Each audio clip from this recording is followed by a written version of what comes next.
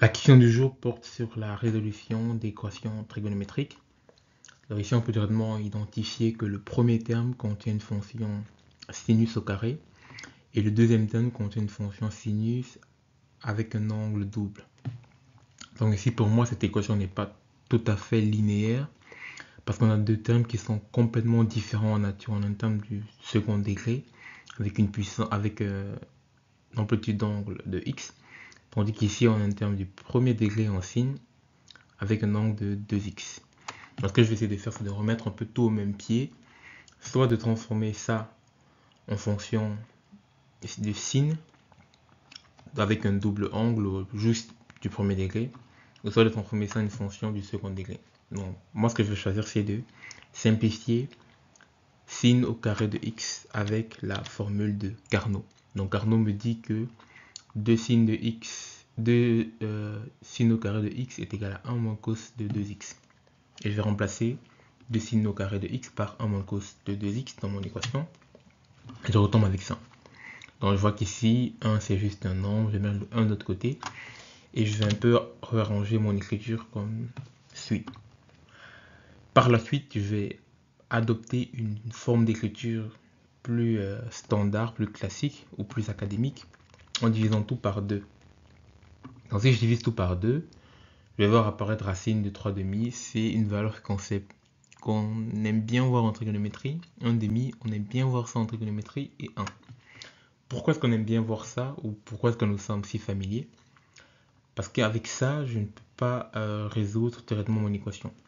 Dans le but des fonctions trigonométriques, c'est toujours à la fin, vraiment à la toute fin qui va être quelque part ici, de pouvoir appliquer le principe d'équivalence. Donc, que me dit le principe d'équivalence?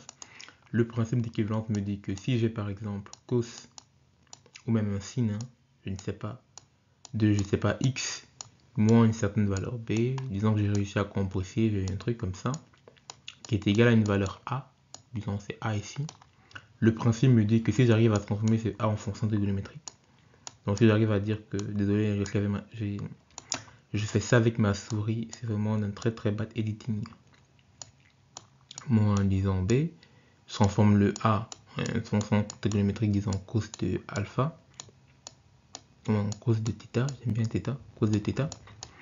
Le principe d'équivalence me dit que x moins b est égal à θ, donc je peux dire que x c'est θ plus b. Mais ça c'est vraiment après avoir appliqué plein de simplifications, après avoir changé ça. Si tu arrives à tomber avec ça, le tour est joué.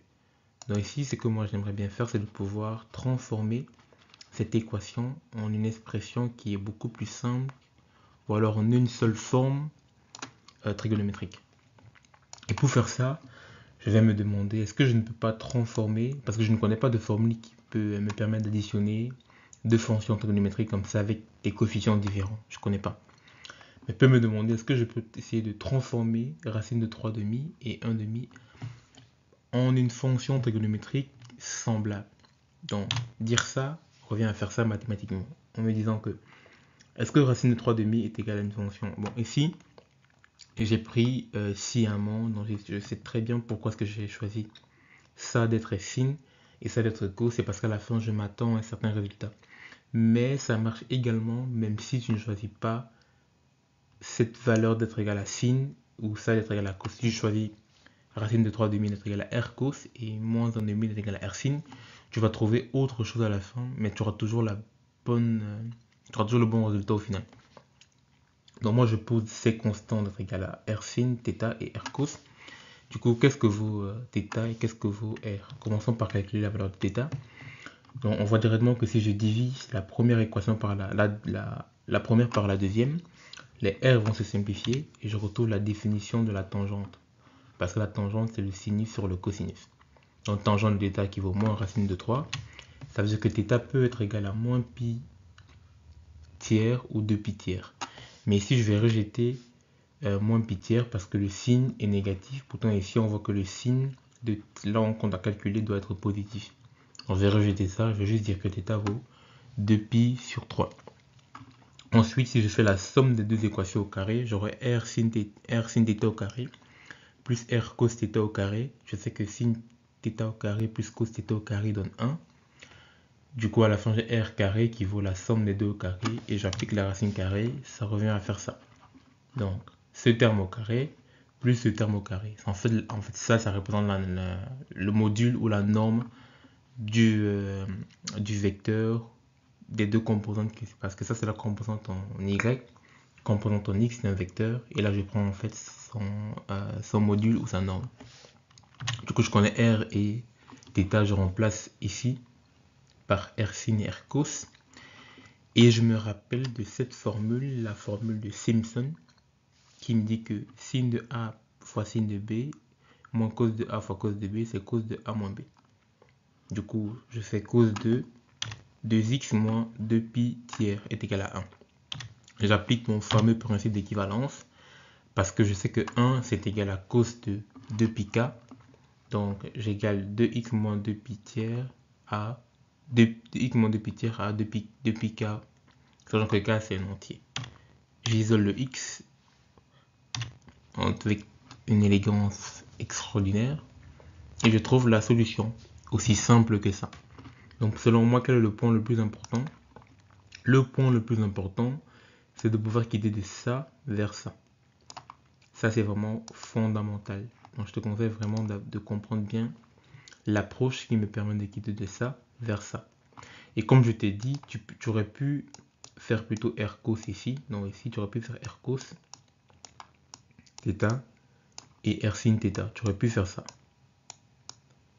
Si tu fais ça, normalement, tu fais R cos et R sin. Si tu fais ça, tu vas retrouver une valeur différente pour θ déjà. Et tu ne vas pas trouver ici cos, mais tu vas plutôt trouver sin. Parce que je regarde la formule de Simpson, je pense que c'est plutôt sin que je trouve ici. Mais la valeur de l'angle que tu vas trouver ici, bizarrement, va être décalée de pi demi. Et ce décalage de pi demi va te permettre de revenir encore au cos qui est ici en fait. Donc tu vois qu'à la fin, que tu choisis R cos ou R sin, peu importe, ça va toujours marcher parce qu'à la fin, tu auras un déphasage d'angle quand tu vas calculer l'angle ici. Et ce déphasage d'angle va aussi se remarquer au niveau de la formule de Simpson qui va être choisie. Donc, ne te casse pas la tête à mémoriser R sin ou R cos. Prends ce qui te plaît. Rappelle-toi juste de Simpson ici.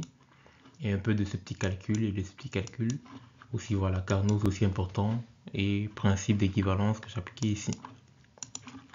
Donc, en somme, qu'est-ce que j'ai utilisé? Carnot. Ça, en fait, c'est ce qu'on appelle les angles polaires en fait. J'ai transformé des nombres en coordonnées polaires. Passage en coordonnées polaires, Carnot. Passage en coordonnées polaires, Simpson, principe d'équivalence et c'est tout. Donc je vais m'arrêter ici. C'était Djibril et on se revoit demain pour la prochaine vidéo.